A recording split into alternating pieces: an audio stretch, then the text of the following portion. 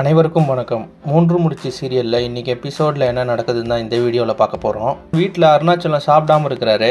அப்போ சுந்தரவல்லி போய் கேட்குறாங்க, நீங்கள் எதுக்கு இப்போ சாப்பிடாமல் இருக்கீங்க அப்படின்னு சொல்லிட்டு. அதுக்கு அருணாச்சலம் சொல்கிறாரு, என் பையனை நீ வீட்டை விட்டு வெளியே அமிச்சிட்டல, நீ சந்தோஷமா இரு, நீ போய் சாப்பிடு, என்னை பற்றி கவலைப்படாது அப்படின்னு சொல்லிடுறாரு.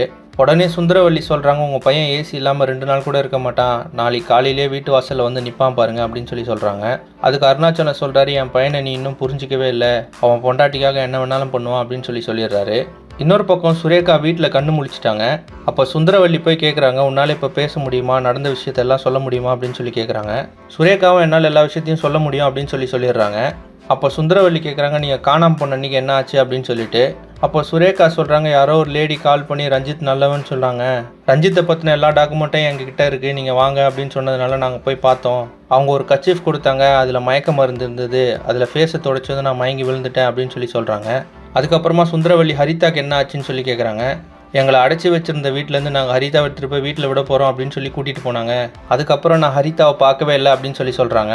இதெல்லாம் மாதங்கி பக்கத்தில் இருந்து கேட்டுட்ருக்காங்க. அப்போ அவங்க யோசிக்கிறாங்க, இவளுக்கு எதுவுமே ஞாபகம் இருக்காதுன்னு பார்த்தா எல்லாத்தையும் கரெக்டாக சொல்கிறாளே அப்படின்னு சொல்லிட்டு யோசிக்கிறாங்க. உடனே சுரேகாவை டைவர்ட் பண்ணுறதுக்காக புனிதாவை பற்றியும் நந்தினியை பற்றியும் சொல்லுங்கள் அப்படின்னு சொல்கிறாங்க. அதனால் சுரேகா என்னை கடத்தின கும்பலுக்கும் நந்தினிக்கும் ஏதோ தொடர்பு இருக்குது அப்படின்னு சொல்லிட்டாங்க. இன்னொரு பக்கம் நந்தினி வீட்டில் சூர்யா எல்லாரும் சாப்பிட்டுட்டு தூங்குறாங்க. அப்போ சூர்யாவுக்கு ரொம்ப வேர்க்குது.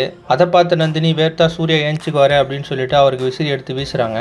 இப்போது சூர்யாவும் நந்தினியும் எவ்வளோ நாள் இங்கே இருக்க போகிறாங்க, சுரேகாவை கடத்தினது மாதங்கி தான் அப்படின்னு அவங்க எப்படி கண்டுபிடிக்க போகிறாங்க அப்படின்றது அடுத்தடுத்த எபிசோடில் பார்த்து தெரிஞ்சுக்கலாம். இந்த மாதிரி 3 முடிச்சு சீரியல் அப்டேட்ஸ்க்கு நம்ம சேனலை சப்ஸ்கிரைப் பண்ணுங்கள், ஃப்ரெண்ட்ஸ் அண்ட் ஃபேமிலிக்கு ஷேர் பண்ணுங்கள். நன்றி.